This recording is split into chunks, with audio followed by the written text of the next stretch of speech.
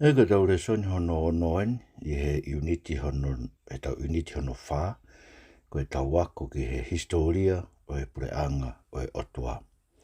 Ko he whiu ki tāri pia me he Lesoni koe ni, o pehe.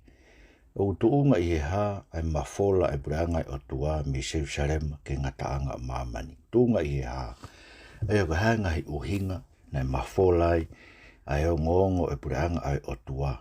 Pea whakakau mai whakatokolahi e kakai na nau kau ke eire tau wakai heni ki he mawhola ai o ngongo koe o e Pule'anga ai Otua me Jerusalema pea moe whakatokolahi o e kakai na nau tāri pea nau whakakau mai ki nau tolu ki he siasi o e Otua aia kono Pule'anga aia. O tau lau pehe ipe koe uhihe koe siasi o e Otua I mamani o ikai ke tatau e moe siasi ta e haa mai.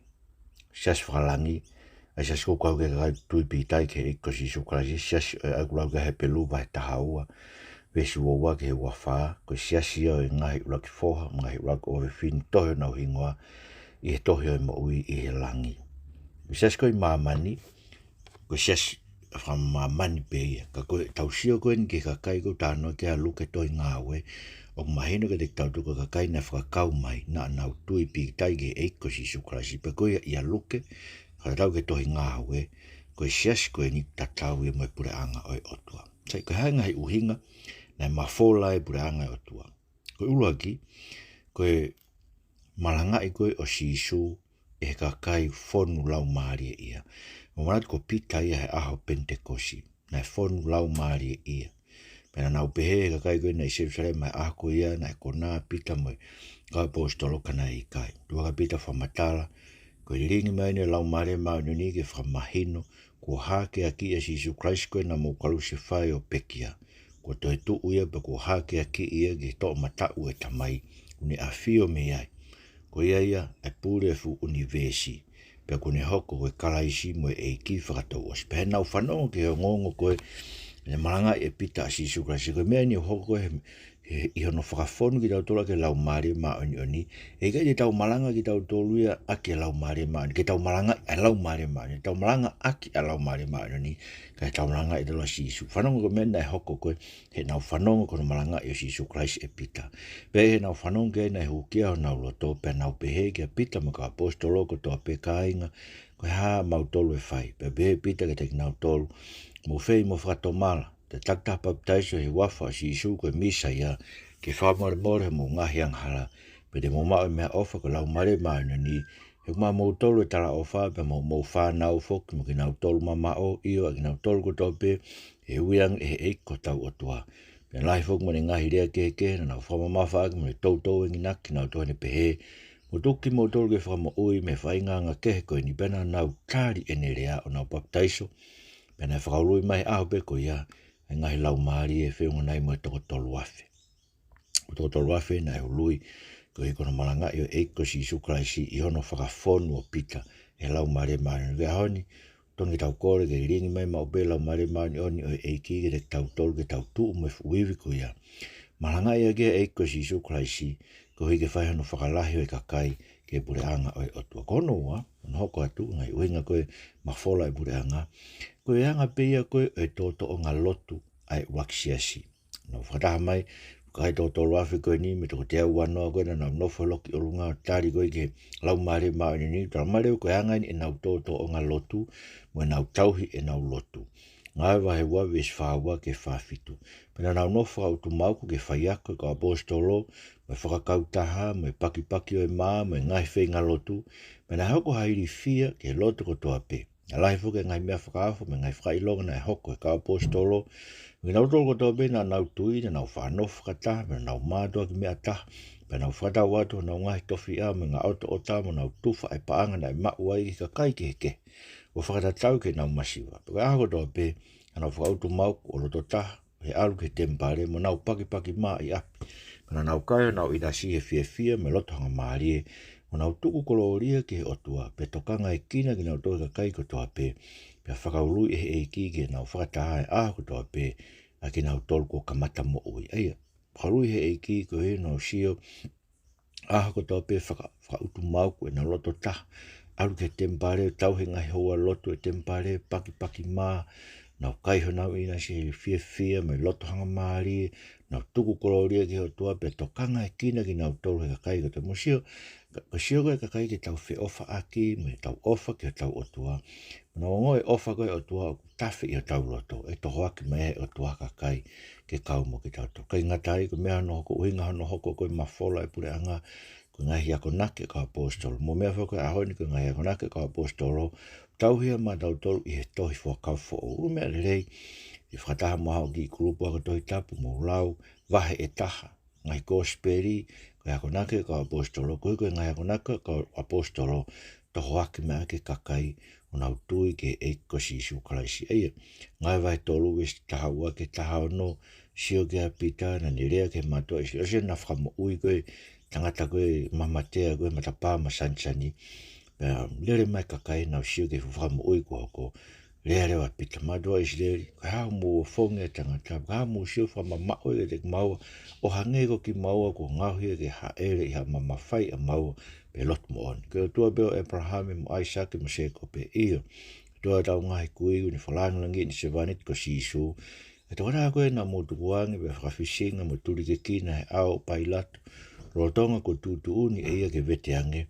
Ka whakafisinga ki mo toi toko taha maarioni mo anga tonu mo kore ke mea whaka te mo tolu hatangata whakapo. Ka koe mo ui angana mo tamate. Aia na whakotu uia e Otua me pekia pe ko ki mau tolu.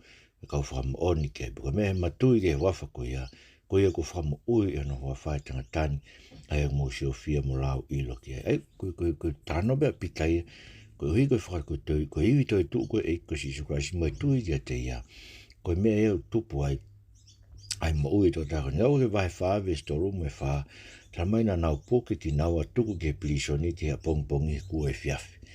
Tamai le kana e tui hato lahi te nau tō na whanongo i Malanga, pena e hoko toko ni mawhenai ai lau e kau tangata. So e whalahi he eiki fuka kai koe ni, koe mea i ako nake ka apostolo kainga, koe tau te toi ngau koe vahe wholofola pika koe lau e wholofola. Tau tuihu mo ki klasi aho, tau tuihu mo whamiri, lau ha vahe e taha hoko pe, ngai gospel ka matai mātiu, ka matai maaki, koe ngai ako nake ka apostolo, koe mea ina ni toho aki mai tui he toho lahi. He whanongo ke Malanga pita, pe mosione, toho ni mawhenai kakai, tangata na e toho aki mai. Pe ke ngatai, ka koe naibe me ngai mana whakaafu, na whai i nima e ka apostolo. Ko ngai wahe nima, koe ves taha ua ke taha no tramai, pe nai whahoko e ngai ka apostolo, e ngai mea mana mo whakaafu ro to tonga e kakai, pe whawhakataha ki nau tolku tau pe whale hala o Solomone, ka koe mea ki hono toe, tarai haina ata na whakato otoa ke whawhare mo ki nau tolku kai kehe, na moe kakai na nau whakabapa ke te ki nau tolku pia whakautu utuai, ai ului mai ki he eiki, a kakai na e tui, koe futolahi, e kau tangata, moe kakai whiwhine whoksi, ke ngai mana whakaafu na whai e he eiki, mo mea koe aoni koe mana whakaafu taha whai e he eiki, e tau rotonga kono ririu e mo ui e kakai a ke gospeli. Whambeke ke ilo koe tau ngāra tō koe whinga i whakarui kakai ke nau o maulakanga Malanga. Kai, koe mlawa pe kakai o Malanga pe nau kei nohpena to e te volo. Koe tau ngai mahu i ngā, ke whakarui ke nau to ke nau mao Christ Jesu koe eiki, pea nau fōwai, akai, langa hake ai, tupu re kina ke kaukau, koe mao beo Christ, koe tari beo Jesu, koe sangauri ake fuirea koe mao Christ Jesu pea fōwai, a langai, akai, tupu re kina e heanga, kaukau a heanga e lotu, ako ne kina e toi tapu. Aia, koe ngai mea pehe na whae ka apostolo, koe ngatai, uhinga hono hoko koe mafola e Pule'anga, koe uhi koe tufa toko ni koe na whae mesia si Jerusalem. Kainga koe, heongo te fito i ngā aue, whakawhai whekau e ua na whae ka apostolo me moak siasi, pia koe mea bango koe ke asia i he tau siasi e ahoni, ka koe whaamau ke hanga pore i mo tolu mo mea mai proklamani, ke mo whengi whae mea koe nia mo ngai sias whakakolo, koe maranga i e toi tapu, mo e tufa toko ni ke si kau masiwa. Mea na whae koe moak siasi, pia na whae atu, kai ke lau haka apostolo, whae rei pa nau kore leo ke whiri haka tangata, aia, koe nau tala noen ko ngai wahe o noen pa ke vesto lume fitu, tamai leo te tau tolu ke fitu. Ngai wahe no koe ka inga mo whiri hato ko fitu me te mo tolu, haka tangata ko whakao ngongu rei. o madua ki lau maari, whalau maari mo poto pe te nau te mau whanof ki nau toki ngāi ko ia, ka hoki mau tol te mau whakautu mau koe whai o e hufia mo e tuwha e wholowhola. Aia koe koe ngāwe te ka apostolo koe tuwha e wholowhola. Koe ki te whito i ngāwe si asi koe tuwha e wholowhola. Hare re mea koe ege whakataha ko toa pe nau whiri a Steveni, koe tangata na e whonu he tui, mo lau maari maari ni pe mo Filipe, mo Pōkolo, mo Naikana, mo Taimoni, Pāmina, pe mo Nikola koe motua Antioke ne ta foke o lotu whakasiu. Pe nau whakatū ki nau tolu he āga apostolo, pe a hiri e nau lotu na nau ri whakinima ke te ki nau tolu. Pe nai tupu ma upe e wholofola he Otua, pe whakatokolahe au bita e lau e kau ako i Jerusalema. Kai maa koe whakatokolahe kau talo e ki na nau whakawaiwai i ki nau tolu atu. Sike li riwe a kai he nau sio i no tufa e tokoni. Tufa e wholofola, mo tu fai tokon ki kau masiwa. Wambea ke toi whakamo ui ngāi o ta ngā ses whakakolo, se ni o masiwa ses whakakolo, ton ki ai tokon e se siti ai, o koe koe māmo ngā beu tupe na mā whai e tokon ko ia, ton koe koe ses whakaristiane, koe tefto i ngā wei o ku uape.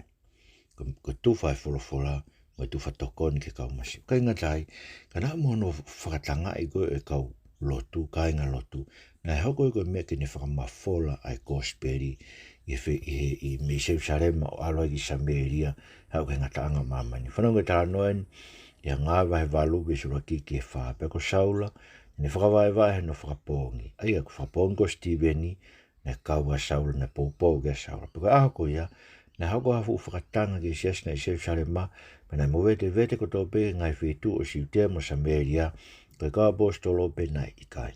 Pena whai e putu o Steveni e tunga mātu a lot mo oni, pena nau whai e teia hafu tangi whetuki. Peko Saula na ne hawe i e siasi he ne whehu whake ngai tu whare, mo ne whetoho ai tangata mo whiwhine whakatau osi, o whahau ke prisone. Peko ki nau tolu na vete ki na nau alua dupe mo malanga aki ai wholofola. Pe alo ifo a Filipe ki a kolo o Samaria o ne malanga aki a Christ ki te ngata. Seke, mena hoko, nau tolu koe na whakatanga i. Ne vete kina i he whakatanga na e whaina nau alu mo maranga ai wholofola. Pea alu a Filipe, o hoko ki Samaria o maranga aki a Christ ke te ngato. Ko Filipe koe ni, koe tokonia ke Steveni, koe he toko fitu, a koe lakau whewhekau ia e siasi. Lakau whewhekau i siasi, toko fitu koe na e whiri e siasi, pea hiri whakinima e ka apostolo, koe nau tefto i ngai na e whai kono tu whaki o e tokoni ke si kau masiwa, kana e kau a Steveni. Aia, koe mafola koe e lotu, na e kau e whakatanga lotu ia, i ana whakamawhora lotu kāinga. O kai ke mate sia sia whakatanga lotu, o ku mo ui e rei sia sia whakatanga i o lotu. Mo ele mea ta mate ake sia si, ko e ako naki hala, mo e kau whai ako loi. E te nau hau nau tolo mi mio e tohi tapu o tala, o ku sai pe whakasoto mai. Mi mio e tohi tapu o tala, o ton peke whai whekau to kue ka kai whewhine lo tonga o tala mai Paula, Rakti mot vai wavis ta ta ke tani mau kai ton ke fai whekau pe maranga kai whewhine siasi. Nau mi mio e tohi tapu, o tonga o tala mai Paula o ton ke ai ufi, ai veiri pe koe tata hai ulu kai whewhine siasi, koe wika whakalangi langi a kia Christ i he loto siasi. Eia, nau mi mio e tohi tapu, koe mea kou ni hanga tāmate i nau tolo. Nau mi mio e tohi tapu o uke missionare, koe ke nau uke wahonga fulu, koe whakainohino ia si isu, whakainohino ai Otua, ke anga no tāna ki hasirini ki tokoni a ke ngāwe whai he kau taula e ki ko ki nau tole na nau nofu ko kau whai ako isi. Kai ke, pero te tau pe koe whakatanga lotu, hoko e koe mea ke ni hanga, whakamawhola e lotu he moaksia si. Eia koe whakatanga koe o seti veni, baka inga tai, te tala mai pe vai tātaha, ves tāiwa ke wataha, pero ki nau tole na vete kina he kovi na hoko e sti veni, ne hau e nau alu ki Phoenicia mo Saipala mo Antioke. Kana ikai te nau maranga ke wholawhola ke ni ike ngata pe ka kaisiu. Kana hea o nau ni iko kau tangata me Saipala mo Sairine. Peko ki nau tolu he nau hoko ki Antioke. Na nau rea ke ka kai karisi foki. He nau maranga ke eiko si isu karaisi. Pena e kau mo ki nau tolu e mafi o e eiki. Pena e tui hafu toko lahi o ta foki e eiki. Eiko kau tangata Saipala mo Sairine ko e. Keke tau si mau nau ngā hingoa. Ko tau kau uraki, ngā aue whakamisnare ke kau sentairi kau karisi. Nau rea ki ko mea i he no whamawhola ki nau tolu, e he whakatanga lotu koe na hoko e Stephen. Eia, pusio koe whakatanga lotu, tokoni au bitoi koe no whamawhola e ngongo e Pule'anga, whakatafoki ata o lahi, ke kau ke Pule'anga e ki kai ngatai kana ai be mo ngai whawhai whekau ai ka kai na nau maoe ai mawhai koe ngai wha evangelio hange koe tangata ko Filipe ai nai tokoni ke Steveni toko fitu koe nai whiri ke nau whai tu whatokoni. Tangata koe nini mai mawhai wha evangelio. Ia kumon be ia o ku tuku ke te tautolo e whatongia ki ono talaki o e ngongorelei mawhora e ngongorelei mo o ki mamani o ngau he kai ki toa pe koe ku kauak mo mana tui be koe whekau koe ia nai whai ke ka apostolo koe ka kai tangata. Koe ka kai au nau beto koe whekau koe ia kau e whewhine mo tangata. Kai kia whewhine whekau nai whai ke ka apostolo tangata. Pene ke o tu mao be e whainoina to i tapu whawafo o koe kia whewhine malanga pe whewhine e tu o whai whekau e sias. Kai ke kau iei be mo kakai o angere ngau toluia ai mawhai whalau maari e koe kau evangelio pena kau a Filipe. Tangata evangelio mawhai wha evangelio ia pena e alui o maranga ake sisu. Tamareo e vai valu isni ma ke valu. Tohi ngā ue pe alui wha Filipe ke kolo Samaria ni maranga ake Christ ki te ngau tolu. Pena tokanga taha e kakai ke ngai whamatala Filipe koe nau whanongo mo mata ke ngai mana na ne whai. I koe toko lahi ne whaahi ke hea ne nau hau ki tua me whukaila. Pena wha mo ue toko lahi mamatea mo heke. Pena e hoko ke kolo ko iaha fu fia. Mo seke ngau e gospeli ne hanga o whaka fia e kune omi fia ke kolo. Koe whawai vai ia setani.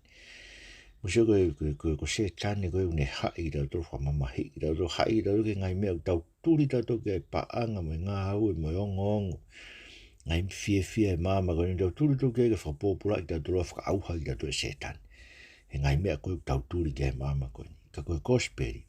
Pe kia mo te tu e ko si su krasi tau whaia ka mo ui fo o fe whamore more ak fe whaka fe ofa ak fe kātaki ak ko e ngongo o mi fia ke whukolo koe Samaria aia ne awe ki ai e tangata mawhai wha evangelio koe ni ko Filipe e koe beka kai be ka bauko koe ke ngoi beko tuku i holoto ke malanga ke gospeli ke kakai ke tope ke whakawhina to mei heri u ke mao koe mawhai koe ia mawhai wha evangelio e ngatai, e tabe ngāwe e kai hang ko Filipe ka nai whai befuk mo si isu mei langi. Hono ui haka kai ke hoko te ngāwe ai na ne ui apostol ko Paula. Ngai wahi wawe stolu ki hono pe he ne whai e ne whono ngā whakawhiof ki Damaskusi. Whawafo ki wha, nai malama tatakai ke te iha fu mama me langi. Pea tōia ke kere o ne whanongo ki hare o pe mai saula. Koe hao ke whatanga ia pe be e ko hai koe. Pe mea mai e koau ko siso ai au ke whakatangai. Ka ke tuua o hu ke kolo pe whahai ke te koe ha mea ke whai. Mo mea be mea nei whahai ke te ia ko ipu mātua ki whiria. Ko i ke awei ai ngongo le rei ke au ke sentai leo au mai ke te tautol tonga au tongi tau whamaro mau be ke tua ko tau apostolo ia ko Paulo ne ome gospeli. Whai pe au mai ke te tautolo tau kau he lotu whaka gospeli. Pau mahoinga ki o te tauhanga mimio e ni ngai akonaki. Koe ngai akonaki pia Paula ulahe tau mimio. E ngai akonaki koe ko rawe ke ai. Ngai koe mea koe ke malanga e kakai whewhine mo ngai mea behe koe ke whakangofua he apostolo. Ai pau ke ai e ufi he ulu e kau whewhine pe koe tata pe koe wei. Ko tala ke he ia tala e tokua koe mea e kau muslim. Pe hafo o te tauhanga ai behe ka tau tui. Pa tau whakawai ki tau tolu ke whaino hino. Whai ke te tau tolu he apostolo. Ai koe ongo whaino hino e rakti mo te wahe ua. Wes tata ke tāni mai ke ua e maranga ka kai whiwhine pe tina pure ke kai tangata. Rakorinto wahe tata wes ua ke taha no. Whaino hino ai pau ke ai ufi he ulu a kau whiwhine. Kai ke ko Paula e nai ui. Tuku e koe ipu mātua ki whiri ke alu mai gospeli. Wa mawhora ke sentaire pe au mai ke te tautu. Ai ka koe ui ia ai eiko si Isu Kraisi. Wanga weweo ilo ku ui koe. Ke ngāwe koe ni. Ngai po urawe ni nai. Uke ngoi i holoto. Uke fia ke whakamo ui lau maari. Ko whakaamo. Koe alu ai lakanga. So ke whoha kau whai whekau. Nau mai hoko kau whai whekau. Hau na te uhinga hala. Koe ai tō koe whakatolonga lakanga me whau. Koe uhinga hala ia. Koe konoi rau tō ke ngāwe, tau hau kei koe tau whakaamu, ke whakahawhi ka kai mei heri. Koe tau ilo koe mea ngāwe ke whakahawhi a ki nau tolu, koe kosperio eiko si Isu Kraisi. Pa koe mea koe koho uia. Ka wau ke hongoi koe tō taha koe, o ke whakaamu, ke whakawhika kai mei heri, a ke gospeli, ko ui ko e eiki kia. Ka ingata be he ui e eiki ka kai ke whai ni ngā wango paula. Ka koe anga whakalau maari, be koe tupu whakalau maari ko e siasi ia te ia pe. Hoko i ko meke ne tō aki me ka kai ke te. Ego mea mahu inga o bito i. Ke o te tau fuoha ke tupu ke whinga i me ka kai ke tō la tau siasi. Ka tau tokanga ke tau tupu whakalau maari e tau tolu. Whanau ko mena hoke ngai siasi koe i siutea mo kāreri mo Sameria. Ngai siasi koe i eria ko o Isleri. Ngai wahi wa vestol tā pena e mālolo e siasi i siutea kāto. Ui ngai mālolo koe ni koe mālolo me ngai whakatanga ko nei whai. O svogeni hono ui koe apostol ko Paula. Pe mālolo ngai siasi i siutea mo kāreri mo Sameria. Pe hange ha whare na e langa hake ai pe. Pe na e fōu i he apasia ki he eiki. Pe koe me he tokoni e lau mare maa anioni. Na e hoko o futola. Sia koe mena e hoko. Na apasia na langa hake. Hange ha whare na langa hake. Langa be he eiki. Tupu pe. Pe fōu he na apasia ki he eiki. Me he tokoni e lau mare maa anioni. Na e hoko o futola ai siasi. Me maho inga pito ia. Ko tupu whalau maari e peko e siasi tokoni ia. Ki hono ui mai o e kakai ai eiki. Koe ngatai. Kina ibe me ngā ue. Whakabostol na ui gea hange ko pita. E koe ngā ue na pita. Whaineni tau tolu kea ngai wahe hiwa. Vestolua ke tolu nima. Tara mai. Pe koe ni lotonga. Ai whai e pita. Ene aahi ki kakai loto. Pe koe me maho inga e aahi. Me rea pita whainga maari. O ngai whawhai whekau. Pake alo aahi. Si kakai koe nau mai kiro. Pako kakai nau si whainga tā ia. Ene alo hai ne ahi bene hoko i where ngau tau na nofu i rita. Pene iro ha tangata na ingo ko ene asi. Aia ko walu tau ene toka hai koe mamatea. Pe behe pita kia ene asi. U whai tō koe si su Christu o ngai ha mohe ngai koe. Pene tu urewa. Pene mamata ke te kakai ko tō pena e nofu i rita. Mo e whaitu ko Saloni. Pe ko ki nau tolu na nau tafoki. Ki e isu na nau sio. Ahi a pita whai lotu whakamoi mahako ni tafoki he eki. Na koko e te ke alo ahi e ta lotu. Whakamoi ano mahaki tafoki e se kakai ki he eki. Kia inga taika kono awe koe lotu ke api o kori niusi koe sentaire. Ngai wahe ongo fulu ves whāno ke whāwaru ne malanga ke pita kosperi. Pere mo sio ke ne malanga e wahe ongo fulu. Ngai wahe ongo fulu ves tolu wha ke whātolu. Kone tānoa i befu i tānoa e kosperi. Heko maa si isu. E reia eiki e Otua, whakaiwia e, pene aro whai ngahi mana, pa koe me karu se whai, toi tu, me pekia, me ha holo, ma toi kau whakamooni, pe aku malanga ke whamune more ang hala i hono hua whake kai ko toa pe. Pe ko mena e hoko, na hifo lau mare maanyo ni apo kori niusi, pe a rea kehe ai kakai. Tala mai leo he ngawe vai ngofuru e swhano ke whāwalu, Hena nau whanonga te ngau tōu nau rea ke ngai rea ke mo whakahiki ki ai Otua. Toki rea ngā pita. Ko hai e kā kua nge taofi ai vai. Ke o nā baptaiso ki nau tōru na kā kua nau mao e lau mare maa ni nui ta tau tofi pe mo ki tau tōru. Pene whekau ke baptaiso ki nau tōru e wafa e ki. Pene au kore ke te ia ke nofo si hifo mo ki nau tōru. Aia, whakarui e apiko tau beo kore niusi. Koe uhi, koe maranga ke pita ai o ngongore rei.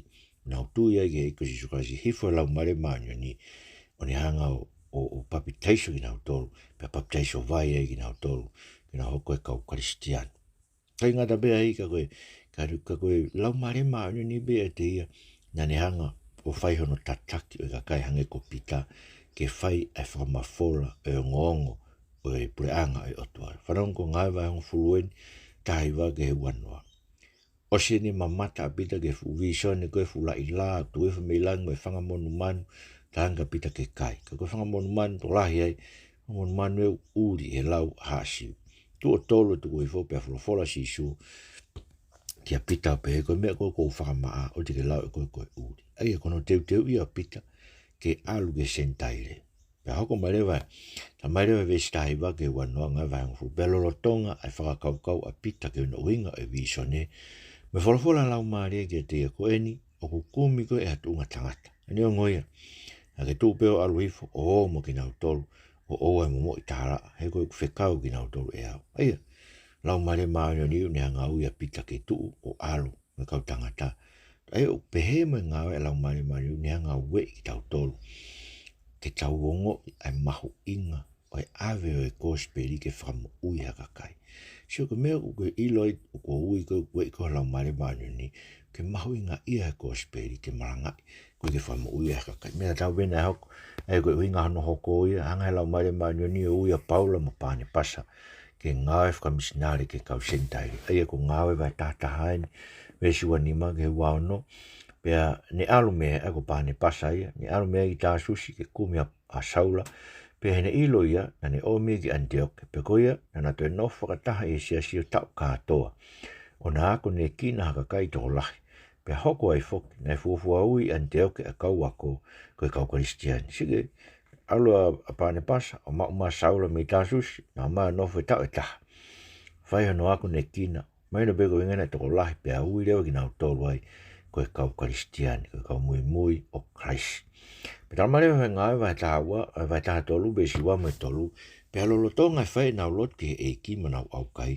na folofolo mai lau mare ni o pe vahe mai mo ma aku a pane pasa mo saula ke ngawe ko tutu ni ma naua pe nau au kai mo ufia mo li whakinima ke tek naua o nau tok tukuangi ke nao sio lau mare ni ne ui ka kai vahe ke nau wo o whai a ngawe whakamisnare hange beko lau ane nai o hanga lau mare ni tuku i holoto ko bau hanga lau mare ni tuku i holoto ke alu mo ko speri o maranga ke whamo ui hafu kakai ko ngawe ko ui ko lau mare ke na ebe me kakai hange ko pisila mo akuila ko kau Kristiane nau veitu o tope nau alo ki nau tolu na ne whakotua ki nau tolu haki isiasio nau api ke nau wako ia kakai ke nau ilo asisu klasi pako yung mātua na pisila mo akuila whanong pe kau lauat hiria na hiki me atenisi ako Paula na hiki me atenisi o ni hoku Korinto Pena ilo ha motua siu na ingoa ko akuila na tupu ponto ko ne hau me itari mo pisila ko no waifi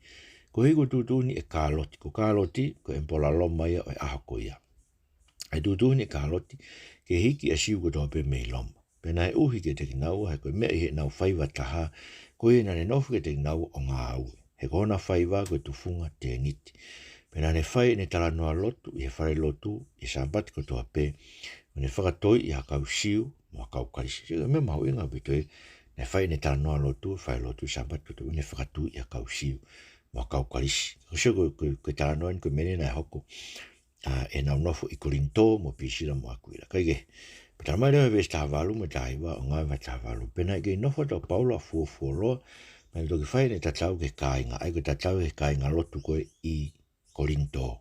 O ne kamata folau at ki Siria, o ne almoia pisila mo akuila, e kua ne whawhai hono uru i Senkerea, he nai ai ne tuku mo ui. Na hou ki Efeso, pene tuku hifu ki naua i ai. Kaka alu e ia ki whare lotu o whai e ne talanoa lotu me kakaisu. Eia, ne ave me i Korinto, ai o mādoa pisira mo akuila o tuku i Efeso. Na nofu ko i Efeso, ta mareo he vesi ua wha, pena e hoko ki Efeso ha mutua siu na i ngoko Apolos, ko te korahana e tupu i Alexandria. Ko Alexandria ka ainga, ko koro lahia i Ispite. Ko koro i loa au bito i hako i ai e filosofia. Ta mai lewa hoko lewa, ko tangata tufungarea, ai ko Apolosi, tangata me Alexandria, tufungarea, o ne mawhai au pito i he tohi tapu. Ko tangata ia ko wakne kina, he alunga o lotu ai eki, peko tō taha lotu maa whana. Ko ina ne rea aki mo ako tō tonu maki ngai mea nai kau kia sisu, neongo koe baptaiso pe a sione na ne ilo ki ai. Eia, ne te kene ilo e ia koe lau mare maa ni kuriringi mai, kene ririu e tau mo ui, kene o me whakatomara ki o tau loto, ne albe o maranga e sisu pa neuki kakai ki whakatomara. E uroni tau maranga e sisu pa tau kore ke lau mare maa ni ke ifu mai mo, lau mare mana ni o whaino ririu e mo ui ai kakai. Siu pena kamata malanga maalohi i whare lotu Apolosi, pe whanonga pi sila makuila ki ai, na whakawhia na whamatara ke te ai alunga e lotu ke mahuinga mahari. Ai mahuinga bit, koe na hiki holo koe a pi sila makuila, na oi ki Efeso, hau e tangatoni ko Apolosi na whakaino hino de rei reo Apolosi ke ne ilo, ke mahuinga mahari e ki ai alunga o e lotu ai Otua. Oska pe alo Apolosi ko tangata tufungarea ia. Hoko atu e kakusio ko hiki holo koe ai kakai Kristiani. Unau alu peki nau tolu me o ngongo rei koe kosperi. O whai aga hono ako i kakai ngai whaituku tau. Tonke pepe tau mo ui Kristiani whaituku ke iai tonke te hanga whukatua haki krupu aga tohi tapu. Mo lau e tohi tapu. whai ano whahino hino kakai, he eiko si sukai. Kai ngatai, kau te kaha be e kia, whakahawa e loto kakai, hange ko litia, hange ko e seila ko e Filipai, whanau ko ngai wai taha noen, taha tolu ke taha wha, whakahawa ko e kia loto litia. Pena mau nofo e kolo ko ia, e ko Filipai, e ngai au ni i. Pe a sambate na mau alu ke matani kolo tu a fōt, he vai tafe, ko mau mahalo, o ku whai ai haloto. Pe mau noho ifo o tala no me kau whewhine ko whataha ki ai, pe ka toko taha na hingo ko litia. O whewhine na whai whatau tupenu kula me koloko tai taila. Pe ko ta whok ki he lotu ai Otua. Lotonga ne whanongo e ia, na tanga ki he eki hono loto ke tokanga ke mea nei rea ake paula. Ai, o kulawa he ki o whakaawa e loto e kakai ke nau whanonga ke whulawhula. E kakai koe ke nau tui na tau kulawa he ki o ala ke tau loto toku o tau whaiteria pe tau ke tau loto more ke mama. O whaiteria he o tua koe koko whaiteria ke o loto. E whakawhewheka he o tua o loto koe meu ke tui e koe ke lawa e o tua ala ke o loto. Lotonga whakawhewheka he o tua o loto ka ke kore ke o tua. Ke ne whakamolu o loto ke tui ke kosperi. Koe ke ta whokia si su kwaiso hange koritia.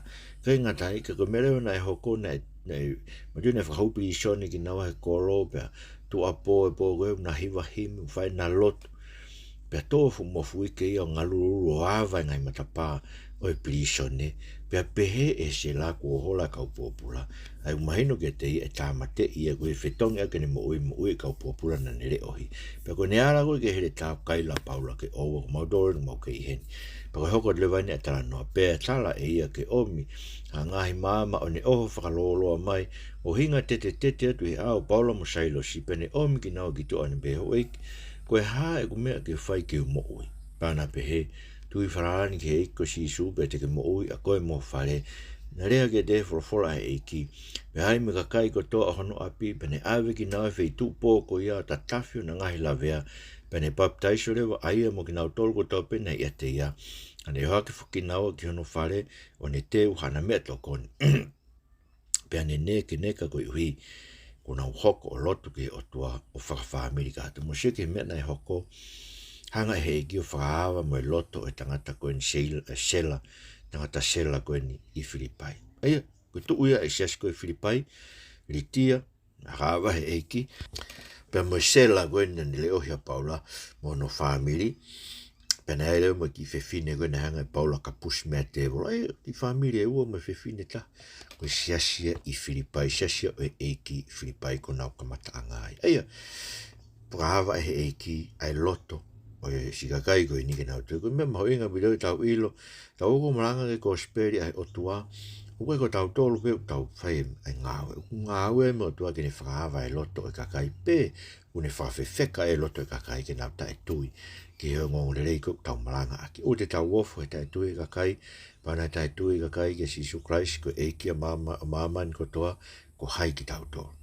Tau whai pe, whai maranga, whai mo oni, whai tonu, ngano maranga ke kosperi he ngā aue e tau oto. Kai ngatai, ka koe kakai hange ko apolosi, na wo, na eako, na teu iki nau tolu, pe eako, pe whai hano whahino hino au apolosi, e ngā aue ko api sila mo akuila, pe na wo maranga ake ai kosperi, ko kakai na eako, teu, ke nau whai hano maranga ake kosperi. Ia, ka maire ngā aue vai tā walu, ke sua fitu mewa walu, pe hene tokanga ke ahi ki ake ia, aia ko apolosia ko ake ia, koe vahe whanua e koe tua kolinto, a tenisi me whitu ko ia.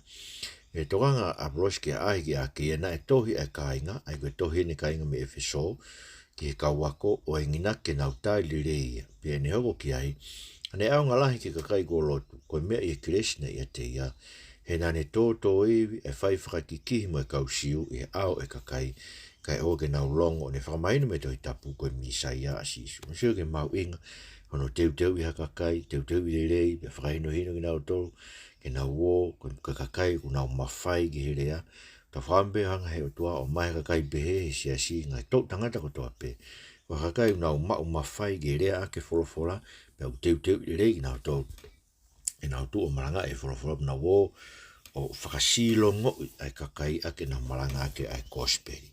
Pua whao si rewa, ne aibe me kakai whiri ai Otua, na nau ta whoki ke Otua. Me mauinga witoia, o inga na pēno whaawa he ki e loto e kakai, ka koe ne kakai whiri. Koe ne kakai whiri e whaituku tau. Pe temi koe nei aloa paula ki Korinto, E loto sia paula pa whakaukau ke hiki me korinto. Pena e haa e ki a te ia vision e po utano ko ni kwhai a ngai vai tahavalu.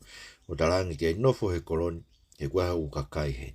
Pena nofo a paula he mahina, he tau taha mahina e ono, malanga ke kosperi. Kau talamaile ke te tau tolko, malanga ni a paula na e whai, i e kolo ko Antioke i Pistia. O kuua e ngo Antioke koe whakafou, Antioke koe Syria, koe siasilahi e koe, na e whekau at mea paula pe mo pāne pasa, siasia na kau gea luke, siasia na fufua ue kau mui o kalaisi, koe kau kristiani, koe te Antioke i Syria. Alu mea ke vai whanua wofi ke esia minu, toake koe ahoni, o ai ko Pisitia ia, ia Antioke, ane whai paula maranga koe ni, ngai vai tātolu. Pena kai ke tui kau siu ke, pero mea nau hanga koe e nau tolu o whakasika kai a paula, tāngre we paula te mau tafoki ma tō maranga ke sentaire. Pero whanong koe sentaire, ta marewe ngai vai tātolu we svāvalu. Pero whanong koe sentaire, na nau fia, ma nau whahiki ki, e wholofola ai e ki. Pero longa ki nau tolu nai tūtuni ke ma uita ngata na nau tui. Eia, koe peka kai ngai whituko tau pete tau alo e maranga ke kosperi, was tūtuni ki nau toke ma uita ngata. Pete nau tui pe ki nau tolu, he nau whanongo, ke o ngongo de reia Pule'anga. Aia musu ke, ngai mena e hoko koe moaksiasi. Tō o ngā lotu pe moaksiasi, koe angai nau tuwha tokoni ki kau masiva. Koe whakatanga lotu koe na e whai. Koe ako naki koe ka apostolo. Koe whatangai koe nau tō kono u, koe kakai na mawhai wha evangelio hanko Filipe. Koe kakai na mawhai ke malanga hanko Apolos. Koe ui kakai a eki toi tuu meilangi. Koe anga pe o mo ui o tupu whakalau maari e siasi e tek nau tolu pe. Koe ngā aue e lau maari e maa oni me hanga whakahino hino pe ne hanga tatake kakai ke nau o whai. Ne ui kakai ke nau whai ngawe whamisnare. Koe si hiki holo pe e kau karistiane ngai whitu na nau alua hange ko pisila mo akuila. Kono whakaava e loto e kakai sio ke ngā aue e eki. Ke whakaului mai kakai ki hono Pule'anga peu, ne whakaului kakai wau ke ahoni. Ka pare tau hoko te ngau e koe ni, e hoko atuai e whakaului kakai aeki. E toko ni mai te mau tolu, ke pehe moa e mau ngau e whakataha. Me ngahi mawhai koe om ke te mau tolu, ke whamafola ke o ngongo le rei, koe mau koloa fungani e, koe mau o ngahi lau maari, e sisu place ko mau whamo ui. Amen. Mara witu mau mea mai, mau mea tua whata.